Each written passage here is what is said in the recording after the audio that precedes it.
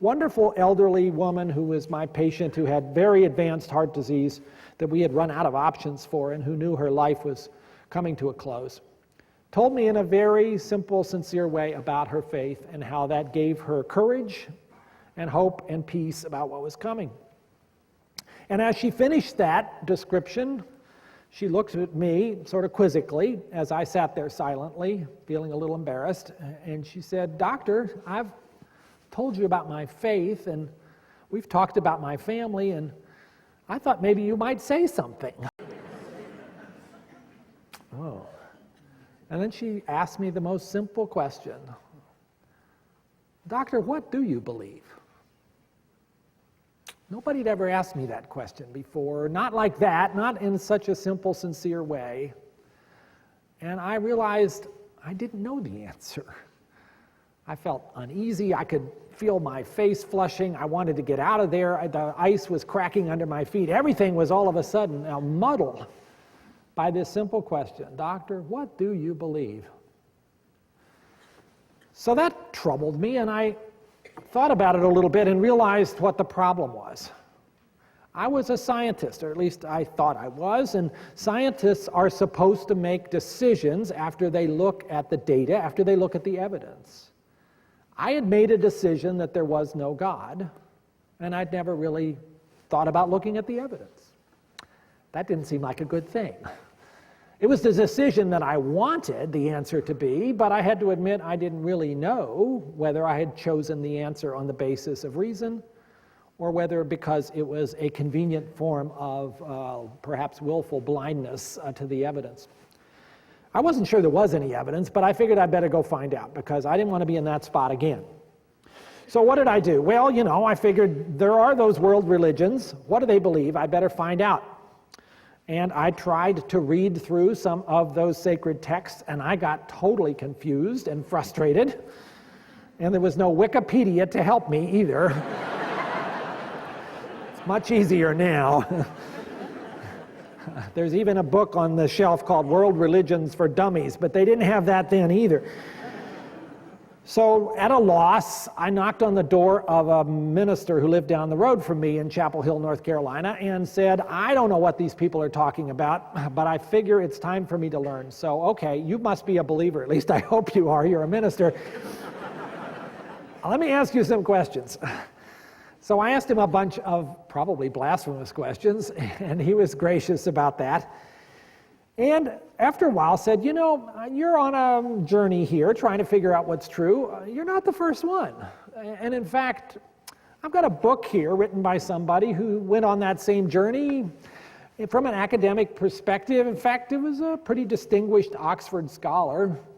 He found around him there were people who were believers, and he was puzzled about that, and he set about to try to figure out why people believe, and figured that he could shoot them down. And, well, why don't you read the book and see what happened? So he pulled this little book off the shelf, and I took it home and began to read. And in the first 2 or 3 pages, I realized that my arguments against faith were really those of a schoolboy. They had no real substance. And the thoughtful reflections of this Oxford scholar, whose name, of course, is C.S. Lewis, made me realize there was a great depth of thinking and reason that could be applied to the question of God. And that was a surprise. I had imagined faith and reason were at opposite poles.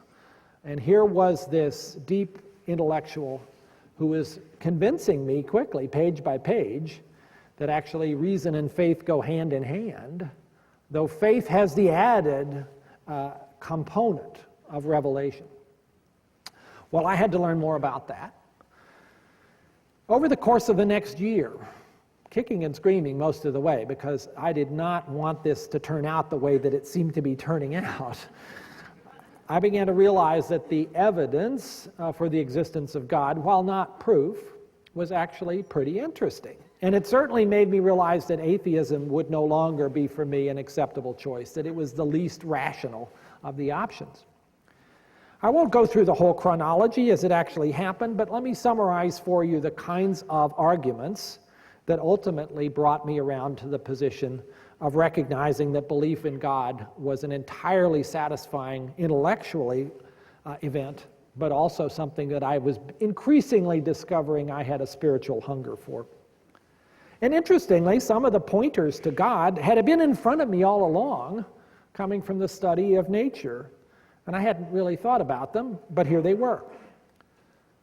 Here's one which seems like an obvious statement, but maybe it's not so obvious. There is something instead of nothing. No reason that should be. This phrase of Wigner, the Nobel laureate in physics, caught my eye because I had been involved, of course, as a graduate student working with quantum mechanics with Schrodinger's equation. And one of the things that had appealed to me so much about mathematics and physics and chemistry was how it was that this particular kind of depiction of matter and energy works. I mean, it really works well. And a theory that is correct often turns out to be simple and beautiful. And why should that be? Why should mathematics be so unreasonably effective in describing nature? There's the Big Bang. The fact that the universe had a beginning, as virtually all scientists are now coming to the conclusion, about 13.7 billion years ago, in an unimaginable singularity, where the universe, smaller than a golf ball, suddenly appeared and then began flying apart and has been flying apart ever since. And we can calculate that singularity by noticing just how far those galaxies are receding from us and things like the background microwave radiation, the echo of that Big Bang. And of course that presents a difficulty because our science cannot look back beyond that point. And it seems that something came out of nothing. Well, nature isn't supposed to allow that. So if nature's not able to create itself, how did the universe get here? You can't postulate that that was created by some natural force or you haven't solved the problem, because then, okay, what created that natural force? So the only plausible, it seemed to me, explanation is that there must be some supernatural force that did the creating. And of course, that force would not need to be limited by space or even by time.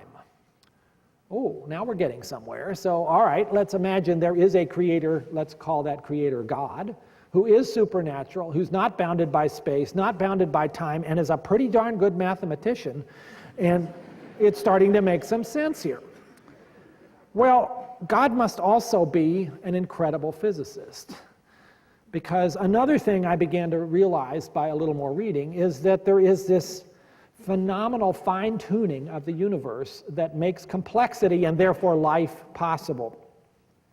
Those of you who study physics and chemistry will know that there's a whole series of laws that govern the behavior of matter and energy. They are simple, beautiful equations, but they have constants in them, like the gravitational constant or the speed of light. And you cannot derive, at the present time, the value of those constants. They are what they are. They're givens. You have to do the experiment and measure them. Well, suppose they were a little different. Would that matter? Would anything change in our universe if the gravitational constant was a little stronger or a little weaker?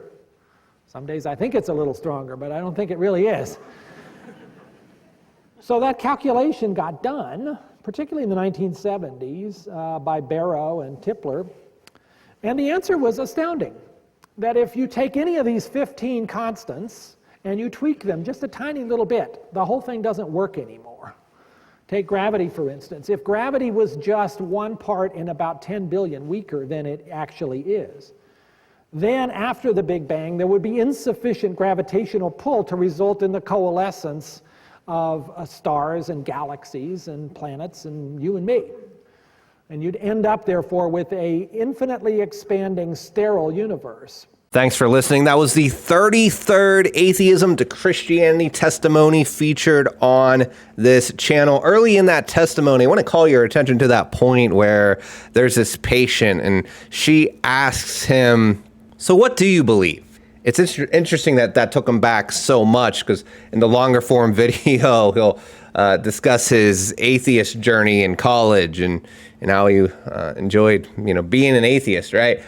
But whenever his patient asked him that question, it's interesting that led to him really considering his beliefs more deeply. I think it's due to the sincerity of which that question was asked. And then moving further through his testimony, whenever he gets to the point getting into some of the evidence, it's interesting that for many years before the Big Bang Theory, scientists saw the Bible as nonsense whenever it suggested that there was a beginning point for the universe. Many atheist scientists scoffed and laughed at that notion, thinking, of course, the universe has always existed. Of course, the Bible got that right, and scientists got that wrong. That's pretty common. Mere Christianity by C.S. Lewis.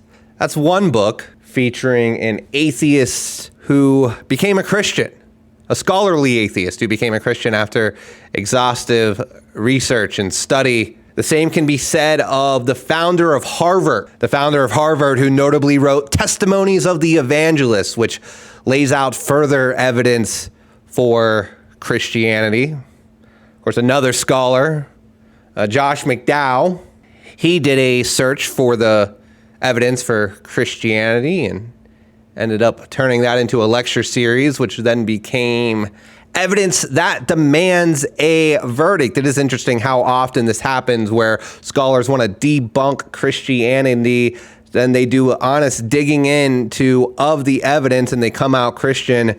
J. Warner Wallace as yet another example of that. Christ is king and every knee will bow. Absolutely.